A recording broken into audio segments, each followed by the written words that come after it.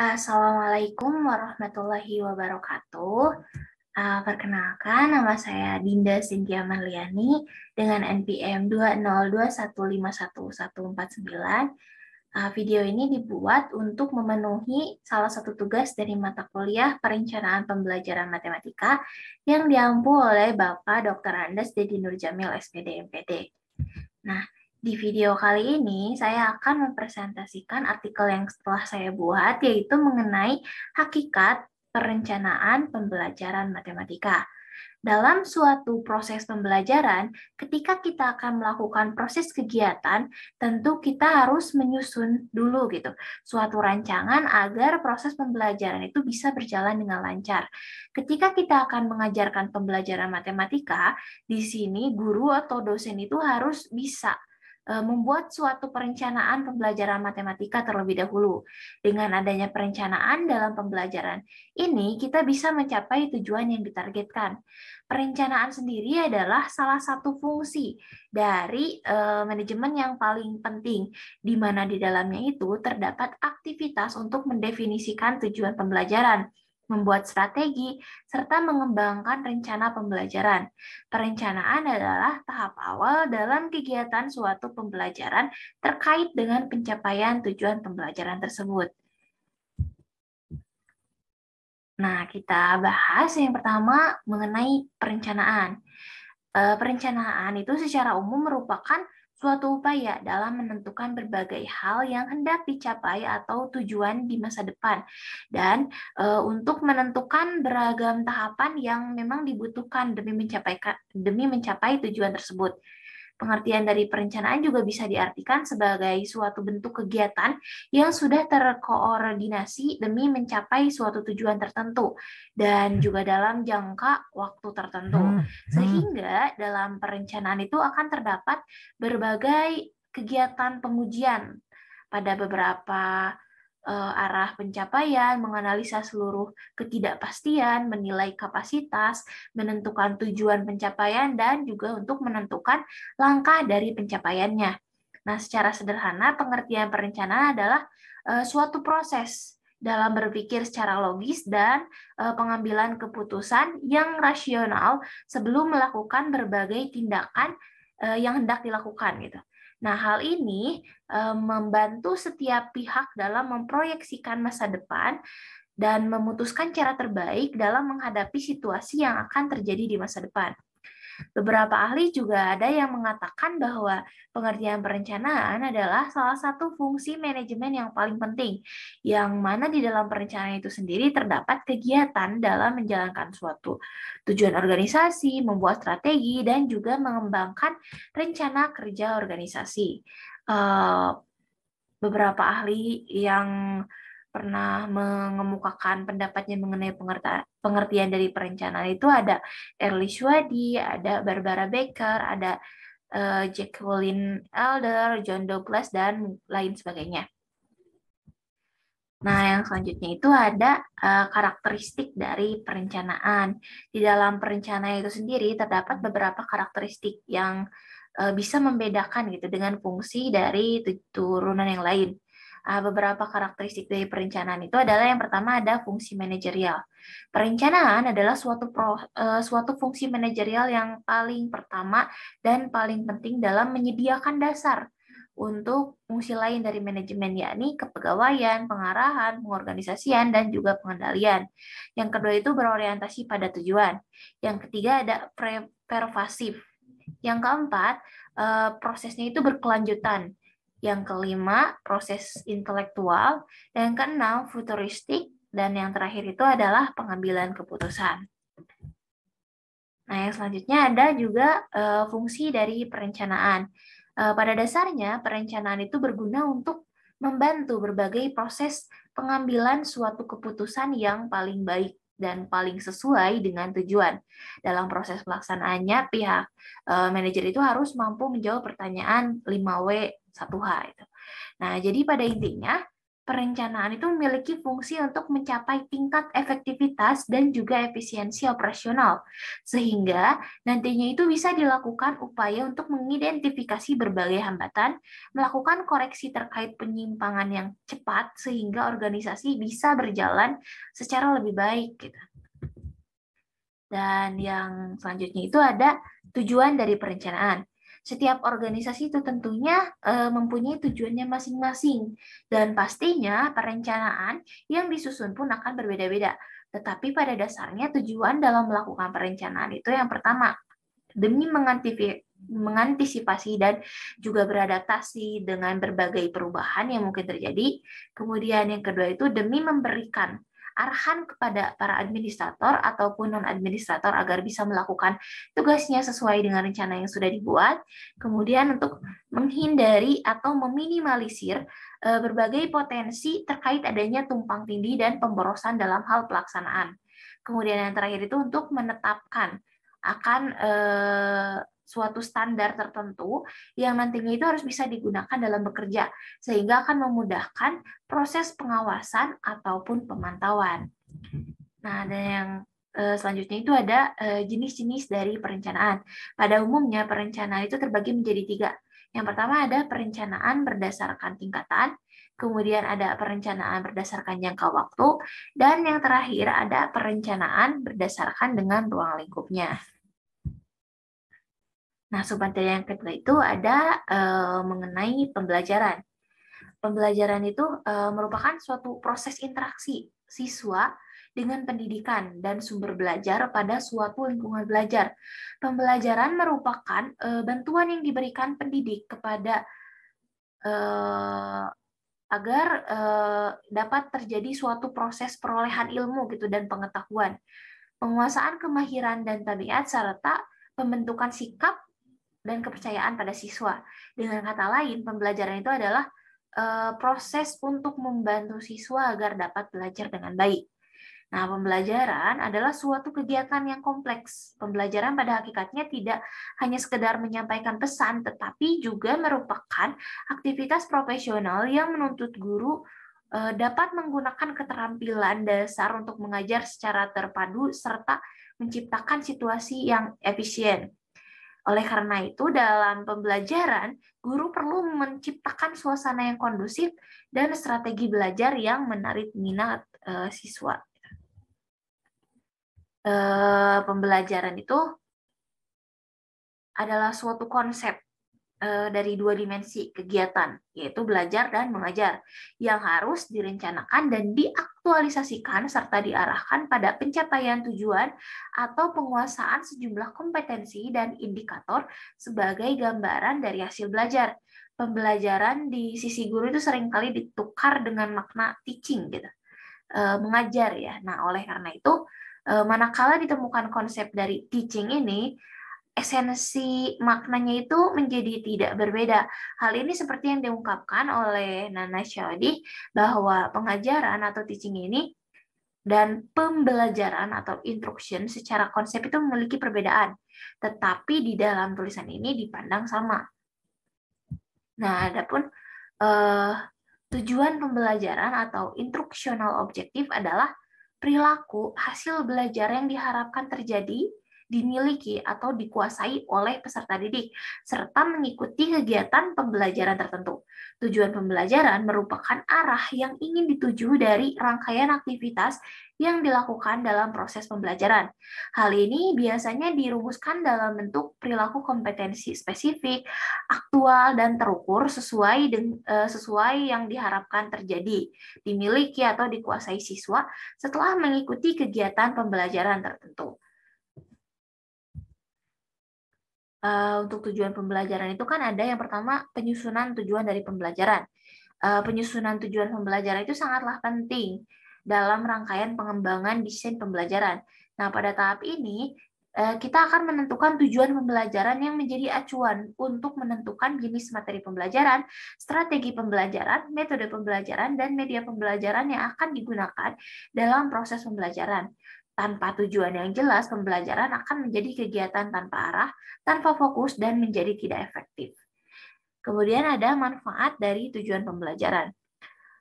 Upaya untuk merumuskan tujuan pembelajaran itu dapat memberikan manfaat tertentu, baik bagi guru ataupun bagi siswa. Menurut Nana Shaodi, ini mengidentifikasi ya ada 4 manfaat dari tujuan pembelajaran. Yang pertama, memudahkan dalam mengomunikasikan maksud kegiatan belajar mengajar kepada siswa, sehingga siswa itu dapat melakukan perbuatan belajarnya lebih mandiri gitu. Kemudian yang kedua, bisa untuk memudahkan guru memilih dan menyusun bahan ajar. Yang ketiga, membantu memudahkan guru untuk menentukan kegiatan belajar dan media pembelajaran. Dan yang terakhir itu untuk memudahkan guru mengadakan penilaian. Nah, yang selanjutnya ada komponen penulisan dari tujuan pembelajaran. Terdapat beberapa komponen penting gitu dalam menulis format tujuan pembelajaran. Yang pertama, mengungkapkan sesuatu yang memang harus dilaksanakan peserta didik pada saat pembelajaran berlangsung dan memberikan pemberitahuan berupa apa saja keterampilan atau kemampuan yang harus dikuasainya. Kemudian yang kedua itu adanya panduan berupa masalah atau hambatan yang bisa muncul saat pembelajaran dilaksanakan. Dan yang ketiga itu adanya panduan yang jelas tentang parameter rendah dan tingginya suatu tujuan pembelajaran yang diraih. Nah, untuk submateri yang ketiga yaitu kita akan membahas matematika secara keseluruhan. Matematika dari bahasa Yunani kuno itu biasa disebut mathema ya, yang berarti pengetahuan, pemikiran, pengkajian, atau pembelajaran. Sebelumnya disebut pula bahwa ilmu hisab adalah bidang ilmu yang mencakup studi tentang topik-topik seperti bilangan, struktur terkait, bangun ruang tempat, dan besaran serta perubahannya gitu. Jadi tidak ada kesepakatan umum tentang ruang lingkup yang tepat atau suatu epistemologisnya. Para matematikawan ini merangkai dan menggunakan berbagai pola. Kemudian mereka menggunakannya untuk merumuskan konjektur baru dan membangun kebenaran melalui metode deduksi yang ketat diturunkan dari aksioma-aksioma dan definisi-definisi yang bersesuaian. Nah, jika kita lihat dari sejarahnya secara singkat ya, matematika itu selalu berkembang gitu. Misalnya di Tiongkok pada tahun 300 sebelum Masehi, di India pada tahun 100 Masehi, dan di Arab pada tahun 800 Masehi, hingga zaman Renaissance. Nah, ketika temuan baru matematika itu berinteraksi dengan penemuan ilmiah baru yang mengarah pada peningkatan yang cepat di dalam laju penemuan matematika yang berlanjut hingga kini. Kini matematika itu digunakan di seluruh dunia sebagai alat penting di berbagai bidang, termasuk ilmu alam, teknik, kedokteran atau medis, dan ilmu sosial seperti ekonomi dan psikologi.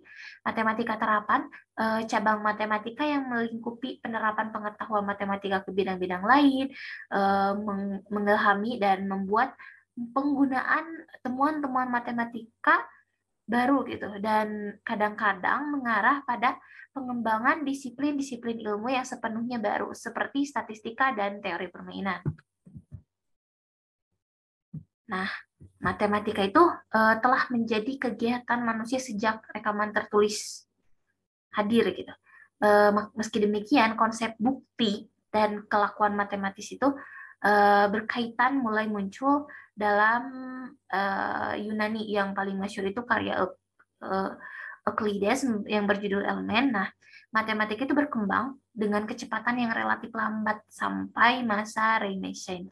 Nah, dari sana ketika aljabar dan kalkulus sehingga itu ditambahkan ke dalam aritmetika dan geometri sebagai bidang utama matematika, sejak itu ada interaksi antara inovasi matematika dan penemuan ilmiah yang menyebabkan peningkatan pesat dalam laju penemuan matematika.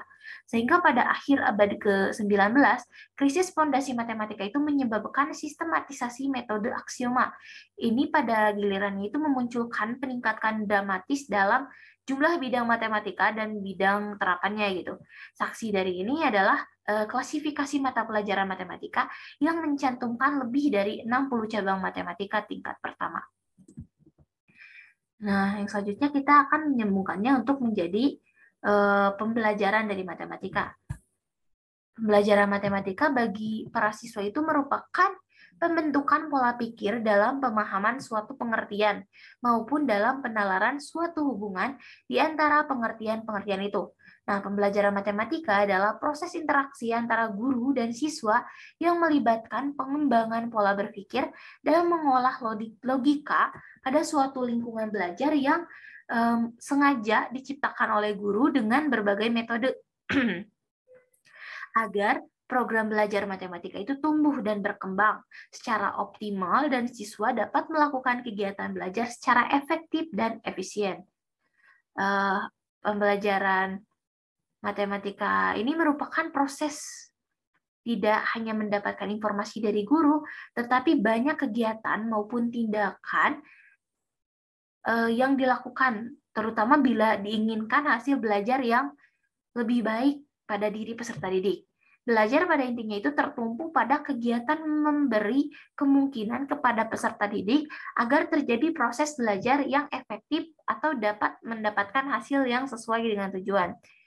Nah, mungkin dapat disimpulkan bahwa pembelajaran matematika itu merupakan suatu kegiatan belajar dan mengajar yang mempelajari ilmu matematika dengan tujuan untuk membangun pengetahuan matematika agar bisa bermanfaat dan mampu mengaplikasikannya dalam kehidupan sehari-hari. Nah, pembelajaran matematika di sekolah ini tidak hanya diwujudkan dalam bentuk hasil prestasi siswa, tetapi juga bisa dikatakan berhasil apabila pembelajaran yang mampu mengembangkan apa saja yang dipelajari di sekolah gitu dan mengaplikasikannya ke dalam kehidupan sehari-hari.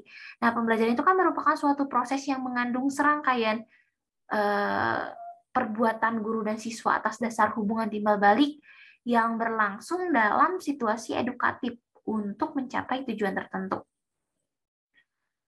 Sehingga di sini ada tujuan dari pembelajaran matematika di sekolah.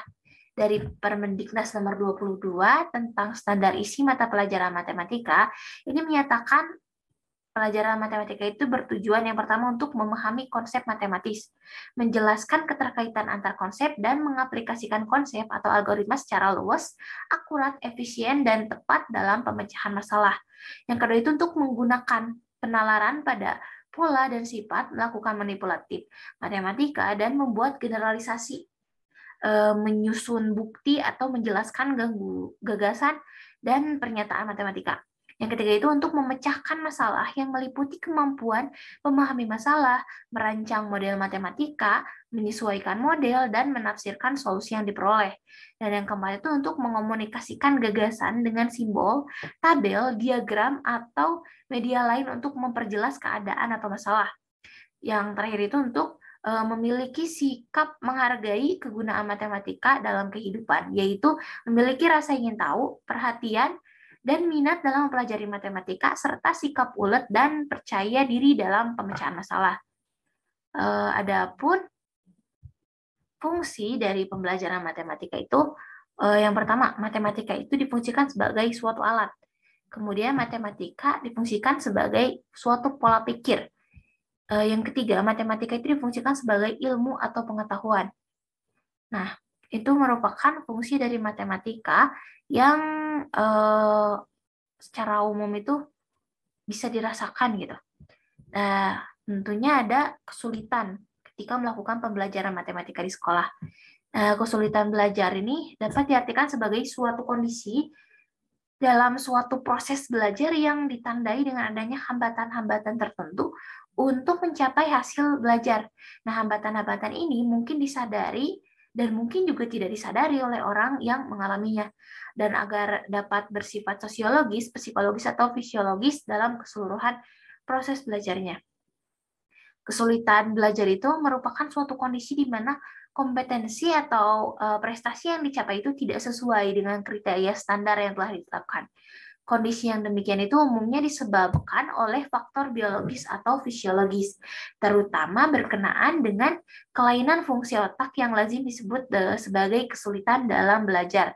Spesifik seperti faktor psikologis, yaitu kesulitan belajar yang berkenaan dengan rendahnya motivasi dan minat belajar siswa. Nah, terdapat beberapa kelompok kesulitan gitu dalam belajar dikelompokkan. Kesulitan belajar itu yang pertama ada kesulitan untuk mengelompokkan atau classification. Classification ini merupakan kemampuan anak dalam mengelompokkan suatu benda berdasarkan sesuatu gitu, seperti ukuran, jenis, warna atau bentuk dan sebagainya. Kemudian yang kedua itu kesulitan dalam membandingkan atau comparison, ada kesulitan untuk mengurutkan atau serialization, kemudian ada kesulitan ketika menyimbolkan atau symbolization, dan kesulitan konservasi. Nah, konservasi ini merupakan kemampuan untuk memahami, mengingat, dan menggunakan suatu kaidah yang sama dalam proses operasi yang memiliki kesamaan. Nah, mungkin di sini kita bisa menyimpulkan bahwa kesulitan belajar itu merupakan suatu kondisi di mana siswa itu tidak dapat belajar akibat adanya gangguan-gangguan, sehingga itu tuh berpengaruh terhadap kurangnya pemahaman siswa, baik yang berasal dari dalam maupun dari luar siswa itu sendiri, sehingga tidak dapat mencapai hasil belajar yang maksimal. Nah, tadi kan ada gangguan ya, yang dari dalam maupun dari luar siswa itu sendiri. Nah, ini tuh ada hubungannya dengan faktor penyebab dari kesulitan pembelajaran matematika. Faktor penyebab kesulitan pembelajaran matematika ada faktor internal dan faktor eksternal. Nah, faktor internal itu faktor yang berasal dari dalam diri siswa itu sendiri. Faktor ini merupakan faktor utama yang mempengaruhi kesulitan pada anak gitu. Faktor internal yang pertama itu ada faktor jasmaniah yang meliputi kesehatan. Ini tuh bisa menyebabkan munculnya kesulitan belajar pada siswa seperti kondisi siswa yang sedang sakit atau adanya kelemahan dan lain sebagainya.